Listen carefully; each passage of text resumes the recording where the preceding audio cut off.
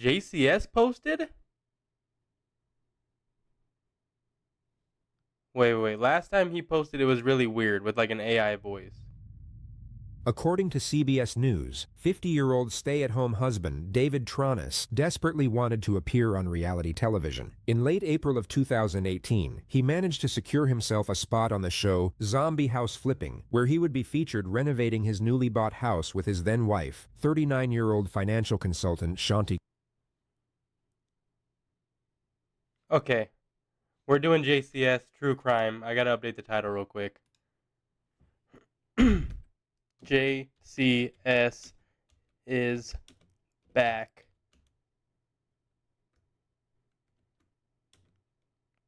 Crime. True Crime React.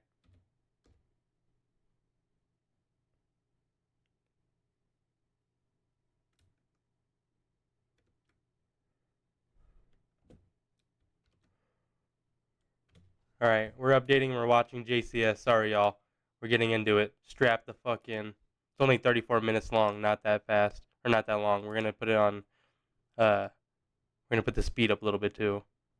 How do I do that? Playback speed. There we go. Alright. Cooper. The only problem was that Shanti wasn't nearly as interested in being on TV, so she Actually, let me let me share this on Twitter. Let me share this on Twitter. I don't want to show Twitter screen because sometimes it's crazy. So we're going to do this. Do one of these. Do one of these. JCS is back. I'm live reacting to it now.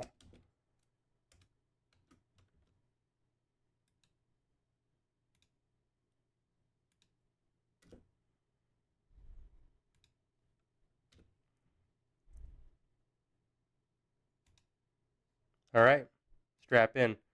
Let's put a stream marker on this though. Doopy doopy doop doop doop.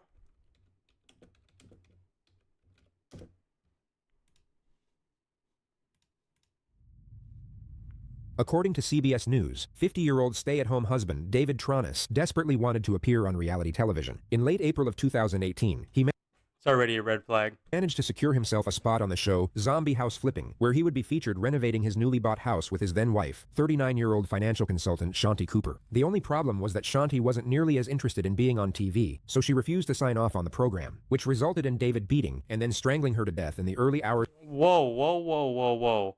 You just gave it all away, dog.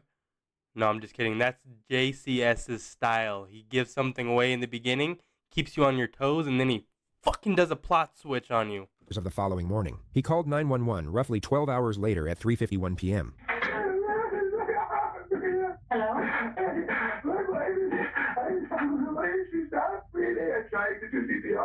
Okay, listen to me. Can you tell me what your address is? Police and paramedics soon arrived at the residence where they were met with a hysterical David performing CPR on Shanti in the living room. His immediate explanation was that he found her lying unconscious in a partially filled bathtub bleeding from the nose and mouth. He was then taken to the police station as a witness, where they swapped out his blood-stained clothing for a custody suit. He was also given a water, a blanket, and a box of tissues, then taken to room 6, where he was reassured that someone would be right with him to answer his questions, which wasn't entirely true. He was left in there by himself for 4 hours and 9 minutes before he knocked on the door to use the bathroom. Yes, sir. I'm sorry to bother you, Mac. Yeah, absolutely. It wouldn't take a genius to recognize that David's behavior is already suspicious. I was about to say, sorry to bother you, dog. You've been in there for 4 hours. I'd be like, bro, can I go to the bathroom? And what the hell's going on? He's just sitting there trying to rehearse his story in his head. That's what's going on. You know he is. He thinks he has it down pat right now. Ask yourself if you'd be acting like this in the scenario he's claiming to be in. You find your significant other unresponsive in a bathtub. Then police leave you in a cold room for 4 hours without telling you anything. You might just ask someone, what the hell is going on? Or what the status of your wife is. And you probably wouldn't be all that polite and apologetic for just trying to use the bathroom. He returns from the bathroom and sits there for another 3 minutes. The detectives will now enter the room to commence the interrogation. The time is 9:08 p.m. Sir, I'm Detective Spray. Can I get your first name? First name is David. David? Okay. We're gonna grab another chair. Okay. Did you need something? I was just asking for a bottle of water. Okay, we can grab you. Thank you. Have you been to the restroom? He's gonna try to say he just pulled up and then he went in there trying to look for her and then he found her and she was dead. But that's not gonna hold up, dog, because if you strangled her like they said in the beginning, there's gonna be obvious evidence of a struggle. Also, an ad break starts in 1 minute. If you want to avoid the ads and not miss 1 second of this true crime reaction, then you should consider subscribing for $6 or for free, or maybe you'll get lucky and get gifted a sub because there is a deal going on for gifted subs right now. Thank you for considering, and on with the video. I just want. You just want, okay, how about anything else? Anything else? I'm starving, a cracker or just something. You would Just need with some both. salt, right? Did you eat lunch? I did not eat lunch. Don't be fooled by the detective's disposition. They're already certain that David has committed either first or second-degree murder, but they don't quite have enough evidence to place him under arrest, which is why they need a confession. David at this moment is still free to walk out of that police station, so the detectives will keep the tone sympathetic and non-confrontational for the time being to keep him on that chair. They'll afford him the false belief they are buying into his act as the grieving husband, but as soon as he gives them his initial version of events, the pressure will rapidly accelerate, in a manner that David is in no way anticipating. What would you like to eat? And I'll run down. Just something simple. Just saltines or peanut butter crackers. or Anything something. like that? Okay, that's not a problem. We'll be right back. Here's your water, buddy. Thank you. I appreciate it. I take that one. Yes.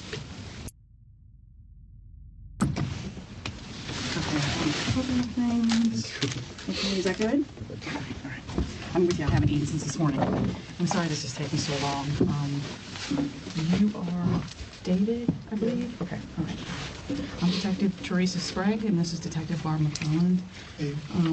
First of all, on behalf of the Atlanta Police Department, we want to say how sorry we are for your loss. So this is the first out of a total of I was about to say, he's been there for like 5 hours or 6 hours, and now this is the first time he cries when she brings this up. This is like so obviously performative. 11 of David's fake cries. Their intensity level will peak about halfway through this video, during some of the more embarrassing performances you're ever likely to witness on the internet. But from that moment on, you'll notice these acts steadily diminish, as the detective makes it more and more abundantly obvious that she knows he's lying. David, and also for everything that you're going through. I know this is very traumatic for you, okay? They start by collecting David's basic information. Okay, blonde or brown hair? I love both. Blue, okay. Okay. Hazel eyes, maybe? I'll take hazel.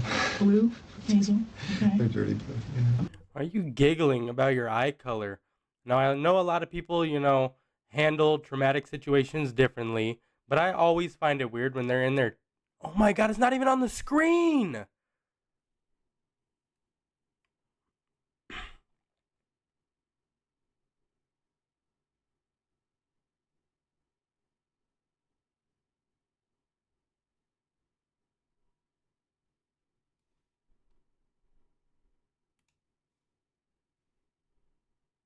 Okay, we're only 4 minutes in though, so I'm sorry, but Okay. Is there a home phone? There is. Okay. I can't remember the last four digits. It's 407. The next three are easy. 704, the opposite. And I never call it.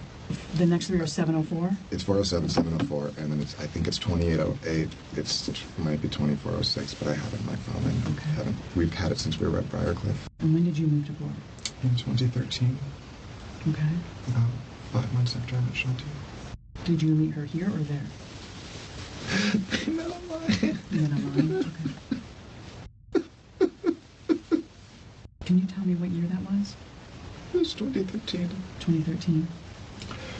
what? It's so weird. He keeps going like back and forth between crying and then just like regular speech, which is not really how normal people act. He's doing a Mark Zuckerberg right now. Is when you met online? Yeah. Okay. And about 5 months later, did you move here and move in with her, or just move here? Not sure to be as accurate as possible. I believe it was the end of September. So you guys knew each other approximately 5 years this month.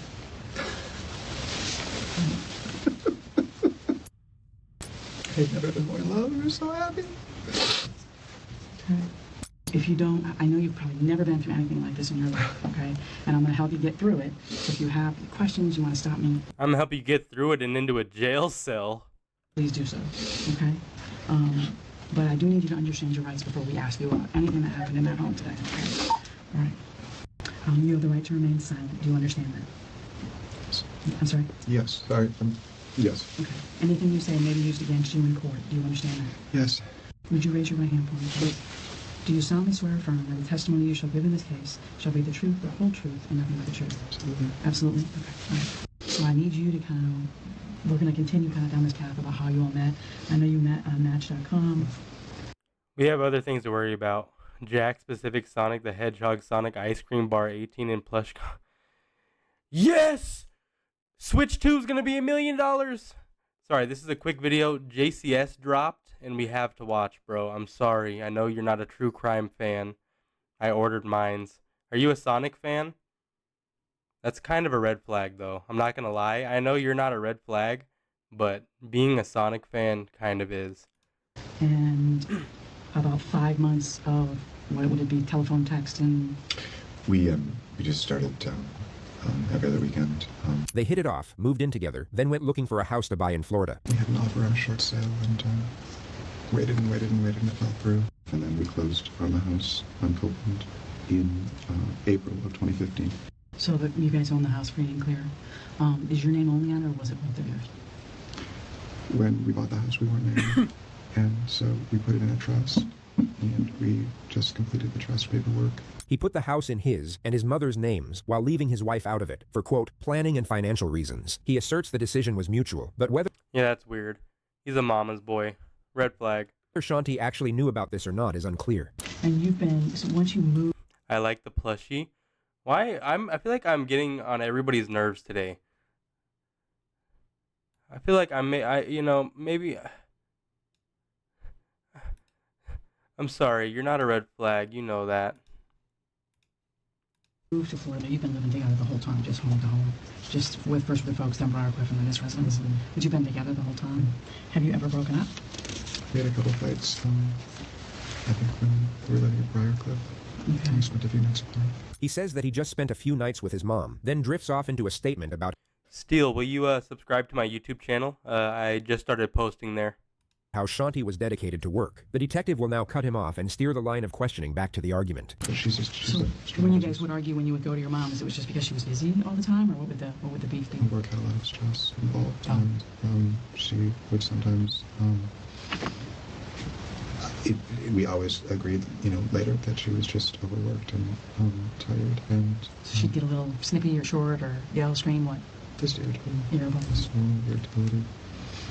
And sometimes it just, it's not really, I don't really do that. It's not really, I should just stand there. Can you stop mumbling, bro? Don't you know this is gonna be a YouTube true crime video eventually? Where is your etiquette? So I just, I would just say, when we take a break, I just let it, a little cool down period. And every time we did it, we came back. I think we only did it twice, but we were stronger. Okay. And has that happened since you moved where you are now? Because now we've got the added stress of the renovation. No, we love it. We love the... This is Keith Ory, the producer of the house flipping show that David wanted to be on. When you would be interacting with the Tronnes related to your work on the house and also the show, who was your primary point of contact? Oh, Dave was. He would communicate her desires. I would see her, but it was more like Dave's full-time job, almost, I guess I would say. Did you ever know during your time that you knew Dave to have any other job? I was aware that he had explained to me that he'd worked for a chemical company up north somewhere. I actually never knew what Dave did for a living. When my husband had asked him, he said he was into sales, but I don't really know what that means. That's always such a red flag when somebody's like, I don't really do anything for work. I just have money. What the hell is this guy up to? Murdering his wife for life insurance policies? David never worked in sales or at a chemical company. You're now about to see Keith explain that he insisted on having a formal sit-down with Shanti to make sure that she was fully on board. It was difficult to get them both together, but I explained ultimately that we couldn't go forward if I wasn't able to sit down with them both. Ultimately, you're able to get this sit-down scheduled. Tell the jury about that meeting. I arrived at the house to meet Dave and Shanti, and she was, by my estimation, unhappy to be there. And it was in a sort of a tense state. It was obvious that she was unhappy with something, and she was only there as long as she absolutely had to be, and then left. This all occurred 6 days before Shanti was murdered. we love what we're doing to the house. We love the vision that we had for the house. It's totally, I mean... Oh, she wanted divorce, but she wanted so bad. It made me happy, it made her happy. It was a thing that we did together. She wanted to quit her job. When we got the house done, I just kind of, slowly phased out of it. She thought, a couple of times that she would really need to take a break, and definitely slow down, and definitely not add a whole lot more work, but if she could do more if she wanted to. I'm sorry, I can't talk about it. That's fine. And that's very normal. That's very normal. Because you're not going to process this for a really long time. So I know it feels like a really bad thing. Now notice how quickly he manages to pull himself out of the depths of despair and into casually talking about his house flipping show. Keith also does, our lives are busy, I'm so sorry, you're quite... That was so crazy. His like little fake whimpers too are just like, dog, you're not fooling anybody with this. Yeah, I know you're asking simple questions, but Keith does a TV show, Home Improvement. Keith, the guy you mentioned already? Okay. Called Zombie House Living. Keith asked them to be on the show. Which meant that we would get a lot of what they call trade-outs and promotional sponsorship to do. Any financial incentive to do that? Big. Yeah, that's what they call trade-out. I'm sorry, that's what they call trade-out. So their sponsors, that's one of the things I was working on yesterday, was putting together a list of the sponsorships, so windows, doors, cabinets, and so maybe instead of getting granite, you get quartz, or maybe instead of getting, middle range cabinets, you get high-end stuff. And we're also working on kind of just an amazing open concept stairway in the middle of the house that was going to go all the way up to the loft. And so they come in and start filming? Mm-hmm. Would they film you all or just the work? No. Yeah, it's just the house. They're the stars. Pay no attention to David's no. He fully understood that he would be featured prominently on the show as the main builder construction guy. The so-called stars he's talking about are the hosts. The detective will now establish a timeline. So when she comes home Sunday, it's you, Jackson. No. See, all these guys that want to be famous, always a red flag. All these guys that want to be on TV or start a podcast or like do a live stream on Twitch, they're all red flags, and watch out for them. Anybody that wants clout. And Shanti, and you just stay at home and have a pool get together? Men shouldn't want attention. Other Sunday, it's our family day, and we do like to have an early meal, watch a movie. So, be right back. 2 seconds. Do you recall Sunday night about what time everybody goes to sleep since you're all We go to bed early on school nights, so 8:30 we're winding down, 9 o'clock lights are low. Shanti's son gets picked up the next day at around 5 p.m. 5 p.m.-ish, okay. All right, and then do you guys go anywhere, do anything, or you stay at home? We made dinner together that night. And, so that would have been Monday night. Did you watch TV? We did. Any idea what? Together that night. And, so that would have been Monday night. Did you watch TV? We did. Any idea what? American Idol. Okay, so... Oh my God. He's an American Idol guy. So you wake up Tuesday morning and you're in the garage on the couch? Mm-hmm. I usually wait for her to come down. She came down after 7 o'clock, probably almost 7:30. Shanti went back upstairs, and David started doing chores around the house. He's now about to mention the last time he supposedly saw Shanti alive, and then break into another fake hysteric. Yet this time, he will get no reassuring feedback from the detective, and the charade will rapidly dissipate. Yeah, just normal routine. And she came down again. I'm so sorry. She came down again, and what happened? And I've thought about it. I tried to think exactly what time it is, but I don't know exactly. I would say probably 9:15. And the reason I know that is she said she was going to the dentist, and he said he was going for a walk. He now attempts another fake cry, but gets ignored again. And, Did you take the dogs for a walk? I went for a walk. By yourself? By myself. And where'd you go? I went for Lake Lucerne, so I went to Orange. He comes back home and feeds the dogs. That's all that I can remember until I went upstairs to see when we were going to pick up Johnson. Okay, and what happens when you enter the home? Is anything unusual? When you enter the garage apartment? So, I could hear the water is running, but it's not running. It's not like the sound of the shower running. It's is trickling out of the spout. So you heard that when you got back from walking the dogs? Okay, so wait. She said she was going to a dentist appointment. You went to go walk the dogs, and then is the car gone? You hear water when you walk in. How long were you walking the dogs for? This is definitely not adding up. He did not think his story through at all. This is horrible. They try to add all these extra details in there, and it's like, dude, you're obviously trying to lie. Okay, so you walked toward the water that you're hearing? Yeah, walking the bathroom. Okay. Just in case you didn't catch the passive-aggressive nature of that response, here it is again without subtitles. So you walked toward the water that you're hearing? Yeah, walking the bathroom. Okay. Just look at David's face.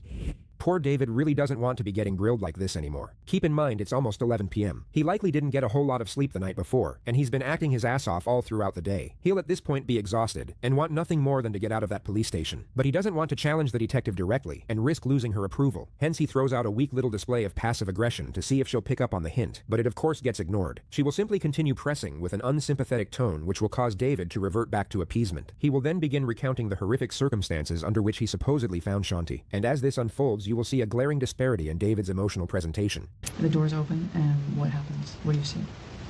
I see her laying with her head in the right-hand corner, and it's just extremely awful, and it doesn't look natural. Obviously, she fell or something happened. But you did shut off the water. I did shut off the water, and it drained, which tells me I could hear it draining when I pulled her out. What the hell? Why did he switch? Was there a what's it called, a jump there, or did he just like switch up real quick? Awful, and it doesn't look natural. Obviously, she fell or something happened. But you did shut off the water. I did shut off the water, and it drained, which tells me I could hear it draining when I pulled her out. I could hear. So okay. So I guess this is all weird, right? Because she's in there, the water's on, and it's draining. It doesn't make any. It just doesn't make any sense. And it's not on all the way. It's on how It's like lukewarm, so just past half. And she's face down. So the first thing you do is what, if you recall? I reached out and grabbed her. I reached out and touched her right arm. The water is rose-colored, so there's blood in the water itself. Mm-hmm. I can see a spot of blood. And you pull her by her arms? I grabbed someplace on her arm. Tried to get kind of under it a little bit. You said she seemed stiff? Yeah. Hard to move.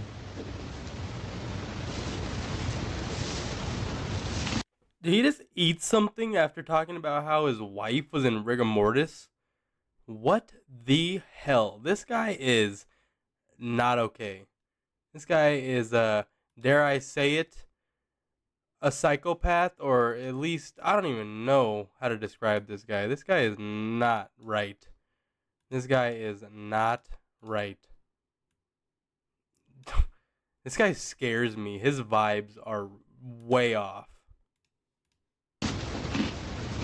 There's something so incredibly unnerving in the sound of the casual crunching of his snack as he recounts in precise detail the limp and lifeless body of his wife, so we'll spare you the rest of it. I had to pull her and turn her a couple of times. Then she felt cold. You asked if she felt cold. She felt cold. I grabbed the, You grabbed the what?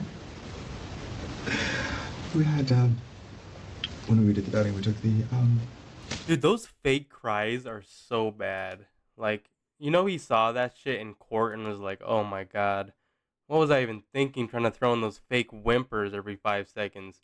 You would have looked way less suspicious if you just weren't crying at all. the mattress cover off to wash it. The detective asked David to draw a map for the purpose of illustrating the timeline of his movements. She will now shift the line of questioning and begin to gradually intensify the pressure. When was the last time the two of you argued?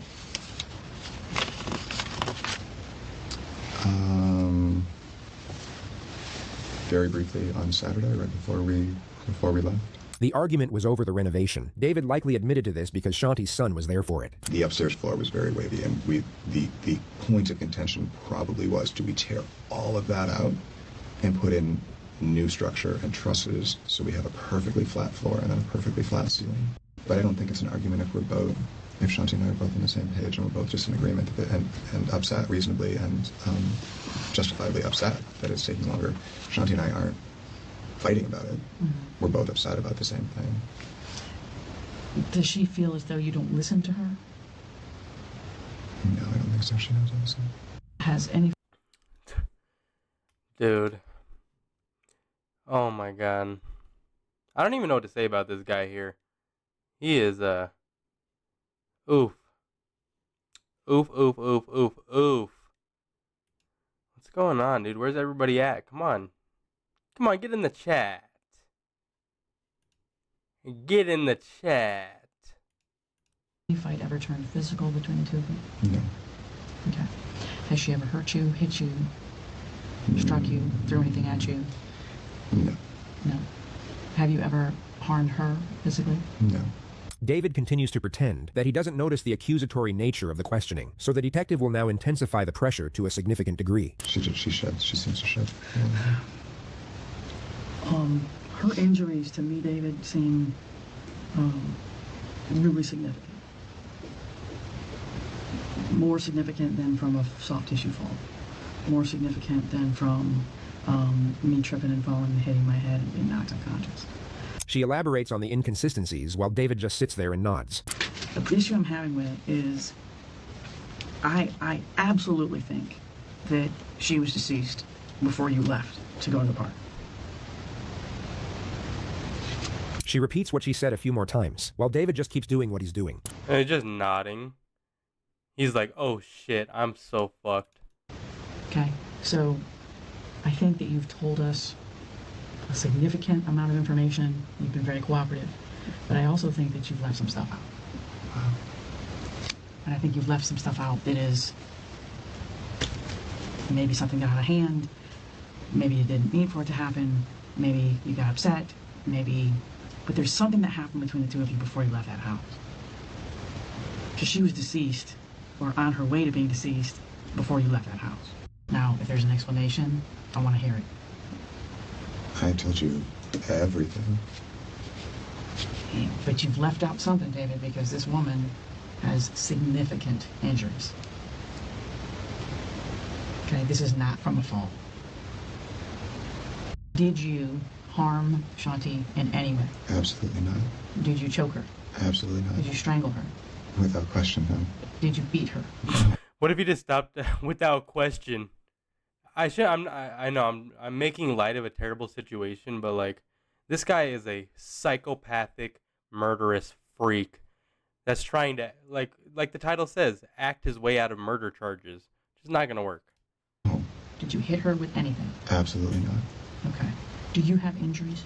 I do not. I do have some scratches from the bromeliads and from the bougainvillea. Okay. I do trim them myself. Aside from the scratch... This guy, dude. Why is he like lib-coded? Do you have injuries? I do not. I do have some scratches from the bromeliads and from the bougainvillea. Okay. I do trim them myself. Aside from the scratches from his plants, David had no injuries that could indicate a struggle. But this might explain why. You noticed a single earring on the nightstand? A single what? Single diamond earring on the nightstand. Yes. And what was the significance of that? Looks like she removed it before bed and didn't get a chance to remove the other one. Because you believe that's when the attack occurred. On the edge of the bed, where the blood was found on the side rail, yes. And I think when she turned to take that earring out, she didn't see it coming. Would you mind, just for me to be able to say David is a perfect gentleman and is in the clear and did not harm his wife, would you mind taking a polygraph and proving that to us? Absolutely. Okay. Would that be a possibility? Yeah. Okay. All right. The detective asks David if he wants another water, to which he says, sure. So she brings him a water and tells him they'll be right back with a polygraph machine. But instead of coming right back, they leave him in there for just over 2 hours, during which time they decide not to proceed with the polygraph, but simply ramp up the confrontation.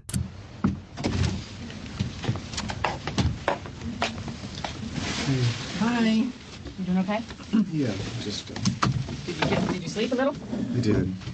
I know you've got to be exhausted. Or at least mentally. Yeah. That binder gets opened up. Boom! You're going to jail, buddy. A lot of people don't know this about me, but one time I was in an interrogation room just like this. The thing was, I was, facing theft charges, and not a murder of my wife charge. But it's pretty scary. They had a binder just like that. They opened it up. They had like 20 pictures of me stealing stuff, and they were like, "Can you explain this?" And I was like, "Well, no, not really. Nope."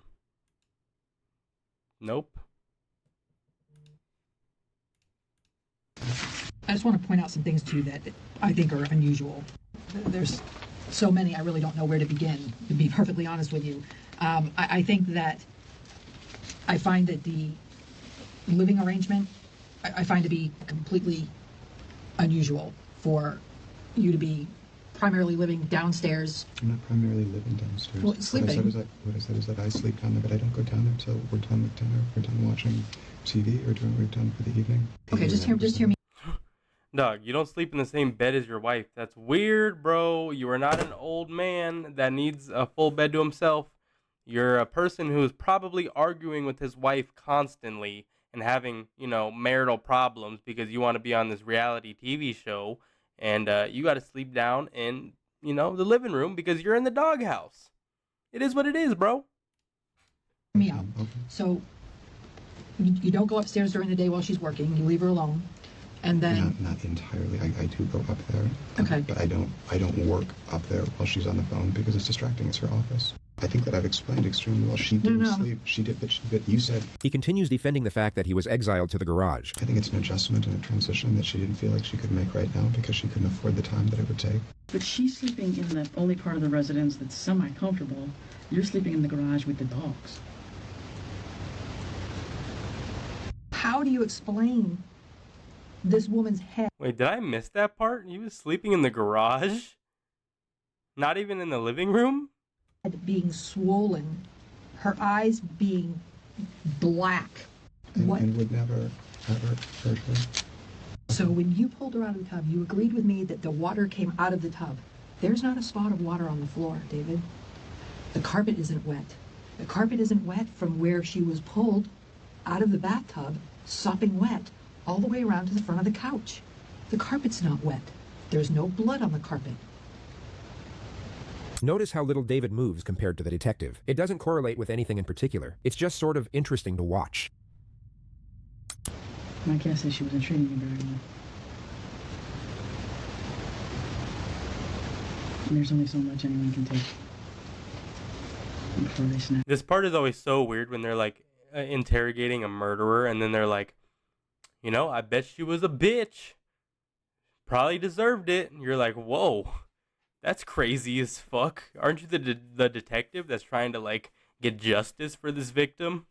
And obviously, I know she's trying to coax, you know, a confession out of him, but at the same time, it still comes off kind of crazy.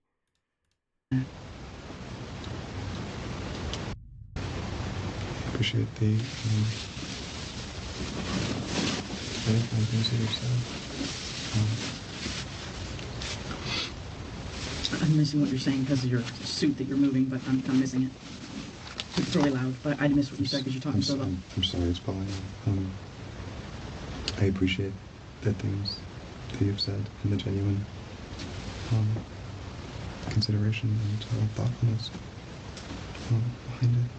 David, you killed this woman. I cooperated so I could give you all the information and all. You cooperated because you thought that your language would overwhelm us, and you thought you could pull the wool over our I eyes. didn't think there was any effort to do that. Wait, where was the confession?